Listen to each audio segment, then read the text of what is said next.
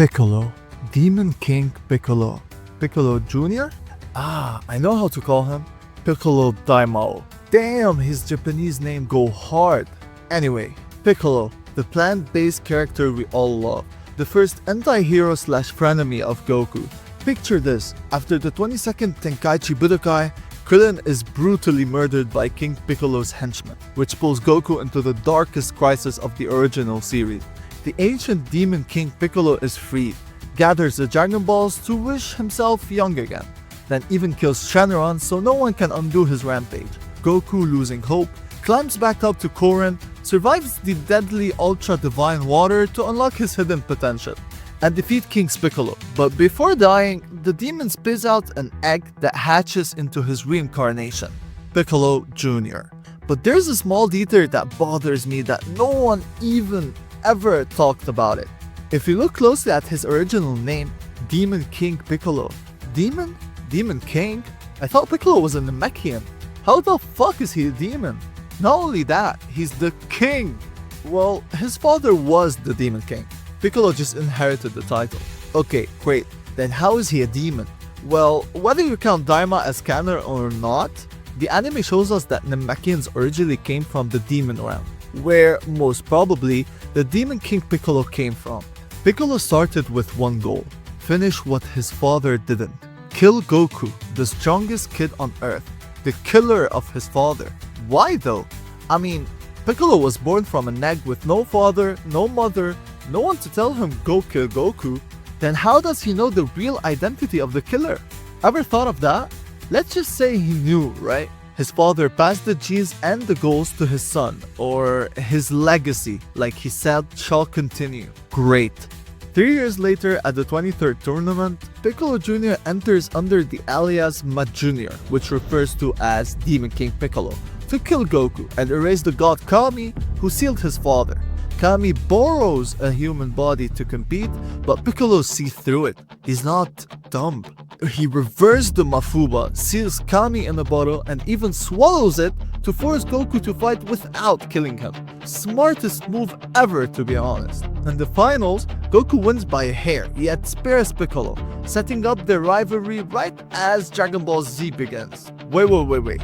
Pause. So you're going to tell me it took 3 years for Piccolo to grow this freaking tall, and it took 15 years for Dende to grow this tall?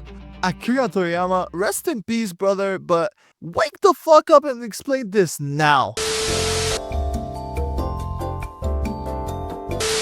All of that was a recap from Dragon Ball, but now comes the interesting part of the whole Piccolo bullshit timeline.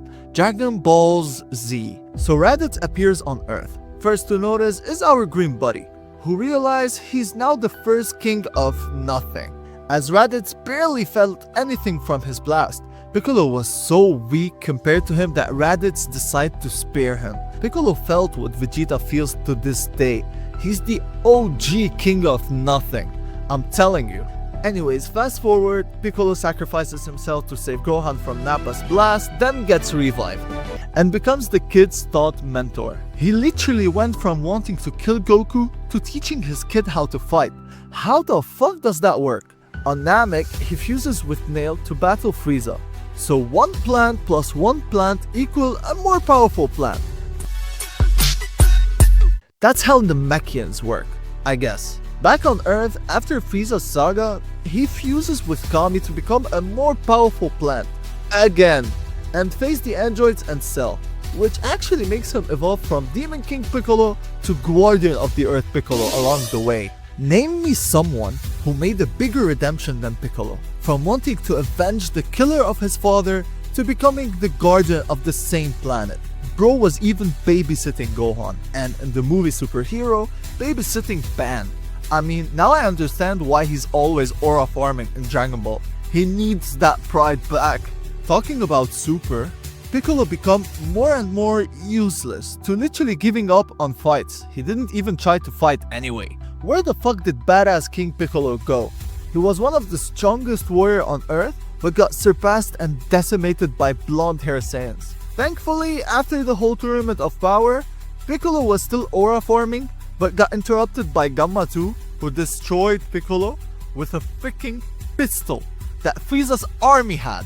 Brother, Kui, Apple, Pineapple, freaking Kiwi had this pistol. Come on, man. After this ass whooping, Piccolo did what he could have done like 400 episodes back. He summoned Papa Tree aka Shenron to wake his latent potential, like the Grandpa Tree did to Kid Gohan in the Frieza saga. Looking back at this, why didn't Piccolo rush to Grandpa Tree Papa to unlock his latent potential as well? He could have destroyed Frieza, don't you think? Anyways, Shenron granted it and even said he'd add a little extra, which gave Piccolo his power awakening and paved the way for Orange Piccolo later in the fight. That little extra was more than a little extra. It's like going to a shawarma restaurant and asking for a chicken shawarma, and the guys who works there, without you asking, gets you that big ass spoon of extra garlic sauce that would destroy all senses in your mouth, transforming your chicken shawarma sandwich into a freaking garlic sandwich with some shawarma on it. I don't mind Orange Piccolo. A lot of people said Beast Gohan was an asshole transformation. I never agreed with that, but saying Piccolo doesn't deserve this is brutally stupid. The guy was always training, always killing himself to one day catch up to, let me say again, the killer of his father aka Goku. So going from green to orange is a great idea, but did you know this also means Piccolo will die soon? Because if I recall what my science teacher said back in school, plants go from green to orange when they start to die.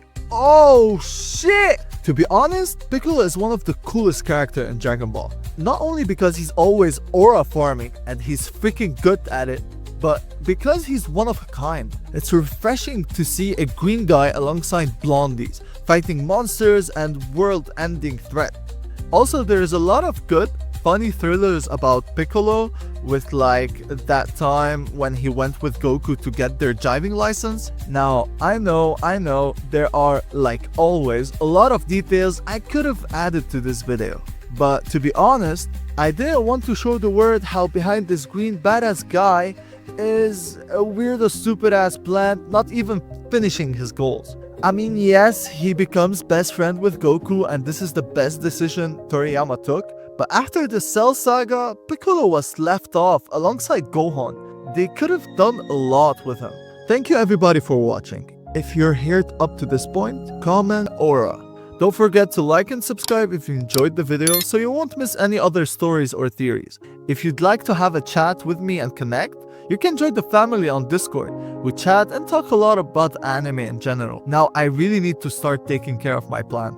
You know, this video reminded me that I need to start and take care of my plants. Who knows, maybe one day I'll kill it so its kid can become one of my best friends, me and my buddy Piccolo.